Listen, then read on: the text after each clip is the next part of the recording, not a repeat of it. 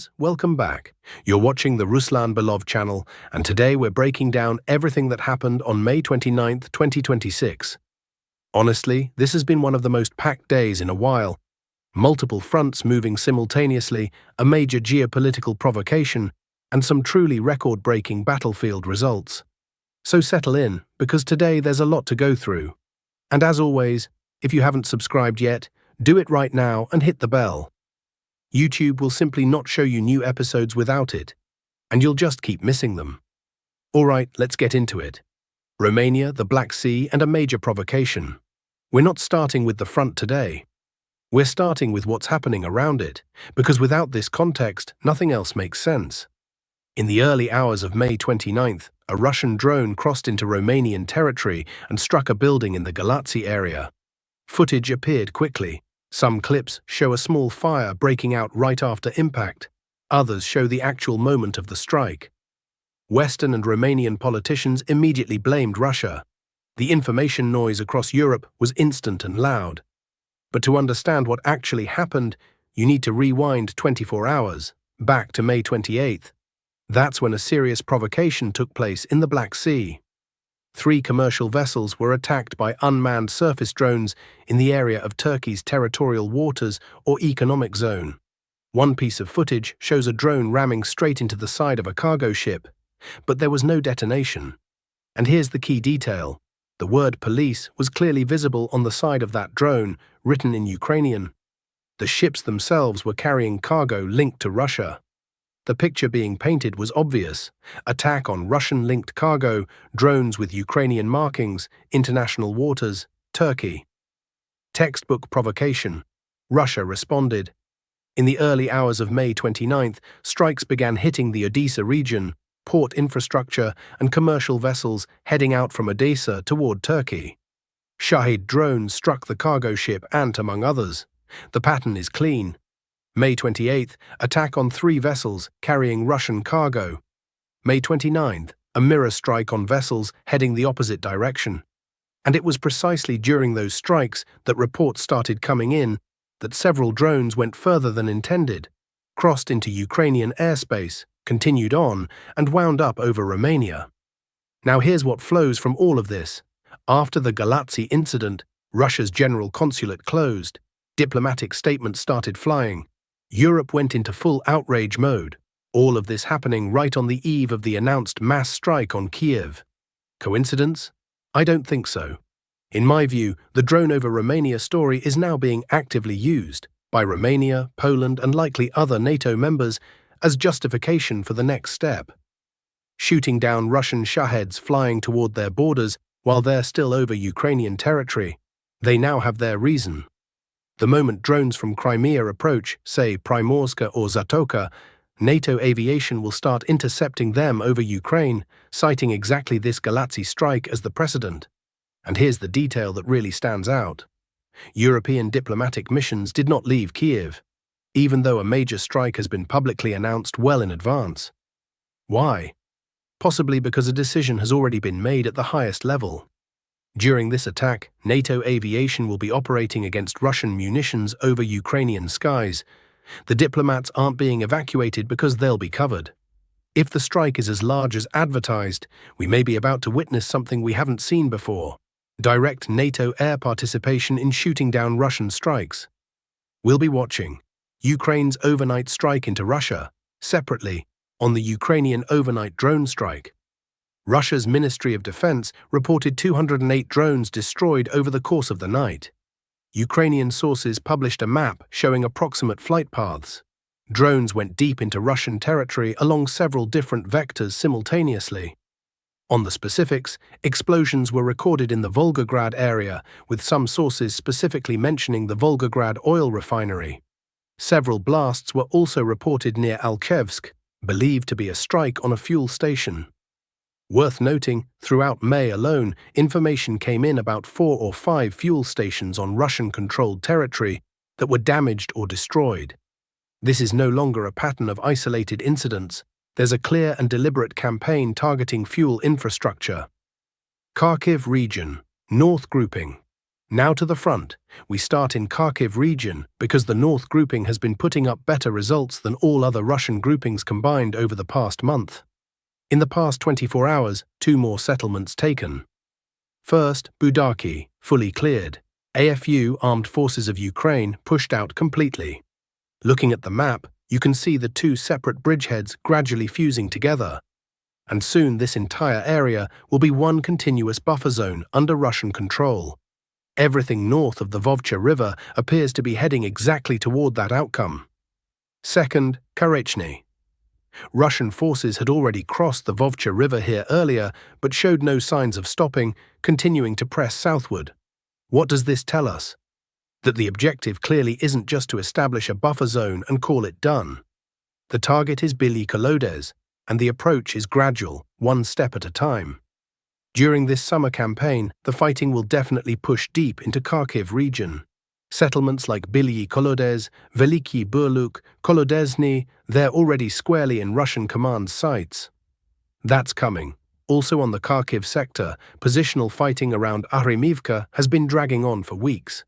Along the Vovcha River, Russian forces are methodically expanding their bridgehead, building the foundation for a wider front offensive toward both Bely Kolodez and Veliki Burluk. In the Vilcha, Lyman and Sahelny area, stabilization operations are underway. AFU launched a series of counterstrikes here a few days ago, and Russia is now straightening the line before pushing further. On Sinelnikova, there were reports of a Ukrainian reconnaissance sabotage group making it into the southern outskirts, but today comes the update that they were pushed back out. The situation in neighboring Vilcha remains contested.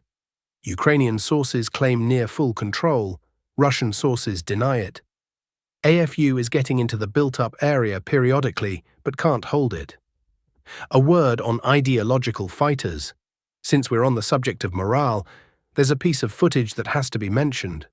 Yesterday, a video surfaced from the area where a Ukrainian soldier was captured. The man is covered in swastika tattoos. On his arm, inked in large letters, "Better to die standing than live on your knees." This clearly wasn't someone dragged in off the street by military recruiters. He went to the front voluntarily, driven by ideology. So here's what happened. When a Russian drone caught up with his unit, this ideological warrior instantly dropped to his knees. Literally, hands folded, begging to be taken prisoner. The drone filmed the whole thing up close and in detail. Then came the interview afterwards. You wouldn't recognize the same person.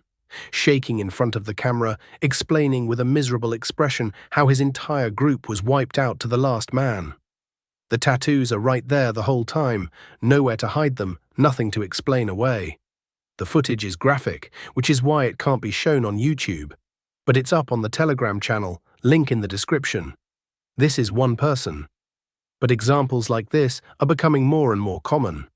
And what it tells you is that the real conditions on the front press equally hard on everyone, regardless of how many tattoos you have or how loud your slogans were. Kostiantynivka, the final act. Now for the main event, Kostiantynivka, or Konstaka, as the guys on the front actually call it. By the way, people ask in the comments sometimes, what's Konstaka?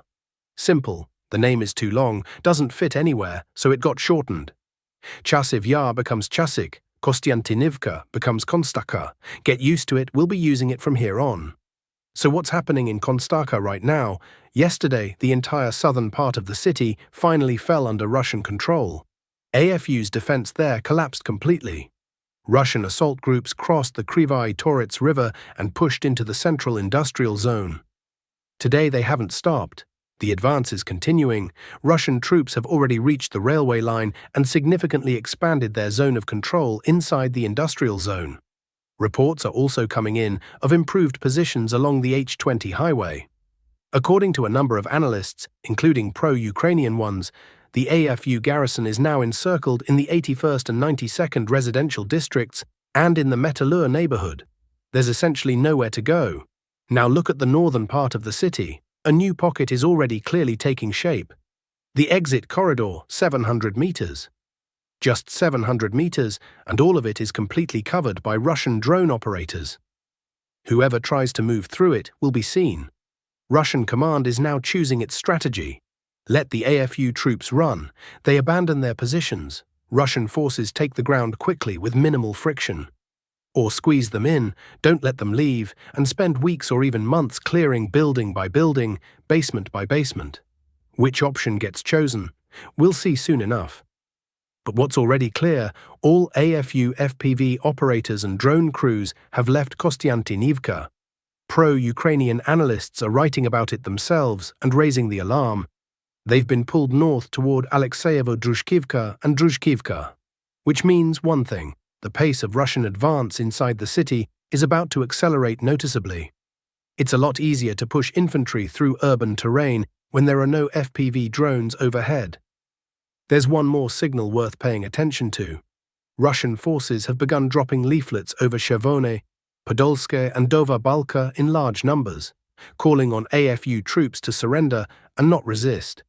Videos have been published, drones methodically scattering them over Ukrainian positions. And here's the important detail. Historically, within 2 to 3 days of this kind of footage appearing, a full ground assault follows. This isn't just information work, it's a signal that Russian command is preparing the final push toward Roskoshna and Nova Balka.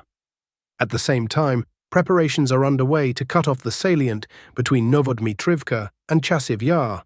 The Kostiantynivka direction is ramping up, and judging by everything, it's about to hit maximum intensity. Here's a nice detail to close this section.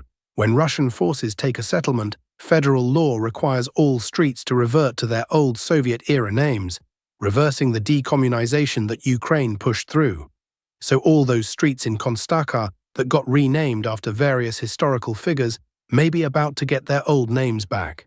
Kramatorsk direction, a smaller but important update. On the Kramatorsk direction, Russian units continue improving positions along the Siversky-Donetsk-Donbass Canal. Objective control footage has appeared, FPV strikes on Russian positions advancing in this sector. Based on the video, grey zone territory is being updated to red, indicating more confident control, gradual and methodical. But the movement is real. Dnipropetrovsk direction, a record day. And here is where history was made today. Honestly, I can't remember the last time this many settlements were taken in a single 24-hour period. 2 settlements taken on the Dnipropetrovsk sector today, and both matter. First, Lesna. Small village, but strategically this is very significant. Russian troops moved under cover of the forested terrain, crossed the Kamyanka River and completely cleared AFU out. The entire right bank of the Kamyanka is essentially one large forest that runs right up to Velika Mikhailivka, one of the key AFU defensive nodes on this sector. Russian forces had previously tried to approach it from the south. They reached Orestopil at one point, even claimed it, but got pushed back and couldn't hold. Crossing the river directly under AFU observation was simply too risky at the time. Now the strategy has been rethought.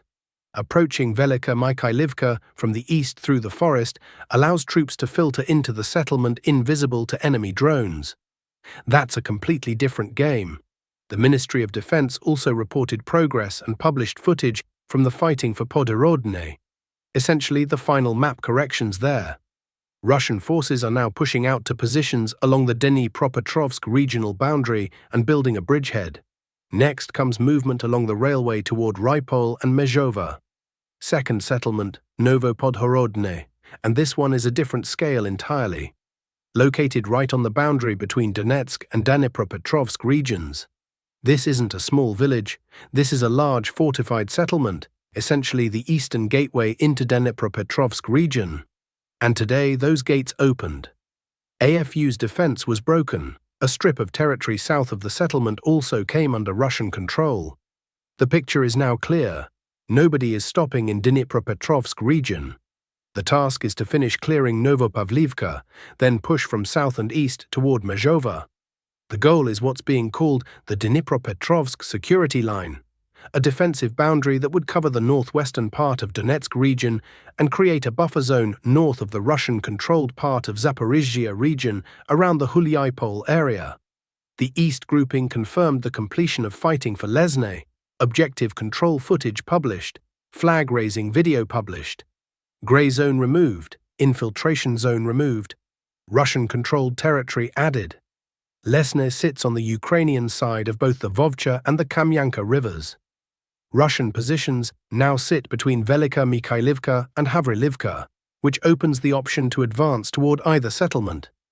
Most likely the main push goes toward Velika Mikhailivka, especially given last week's reports of Russian movement in the Dobropasov area. A pocket is already forming between Dobropasov and Lesne, and there may well be a substantial AFU garrison inside it that Russian forces are working to encircle. A word on why things are going relatively smoothly here.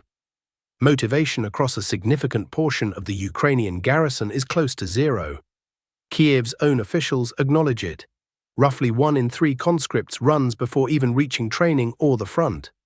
Those who do make it aren't exactly battle-hardened fighters willing to die for every meter of ground. You can't force that out of someone who doesn't have it. And conditions on the front have gotten so intense that even ideologically committed volunteers are cracking. As that footage we discussed proved quite vividly. Zaporizhzhia direction. No significant map changes from this sector over the past 24 hours. However, footage has been published of air-bomb strikes on AFU positions in Preobrazhinka and across the broader Orikhiv agglomeration. As a reminder, according to the Ministry of Defense's own map, Russian forces already control around 20% of the Orikhiv agglomeration, so meaningful news from this sector should be expected soon. The big strike, what comes next? Daily reports continue of either simulated launches or actual strikes in the direction of Starokostiantynivka airfield, a forward airbase that Ukraine is planning to use for aviation as part of its air defense system. Russian command is clearly either trying to neutralize it or keep the opposing side in a constant state of tension and uncertainty. The overall picture for today: 4 settlements taken in 24 hours, 2 in Kharkiv region, 2 in Dnipropetrovsk region. AFU's defense in Kostiantynivka is visibly disintegrating. Summer doesn't officially start for a few more days, but Russian command clearly wasn't waiting for a calendar milestone. The summer offensive campaign is already running at full pace, and in the coming night of May 30th, a large-scale strike that has been announced publicly at every level is, in all likelihood, going to happen. We'll be watching. Thanks for watching. Subscribe, hit the like button, and see you in the next one.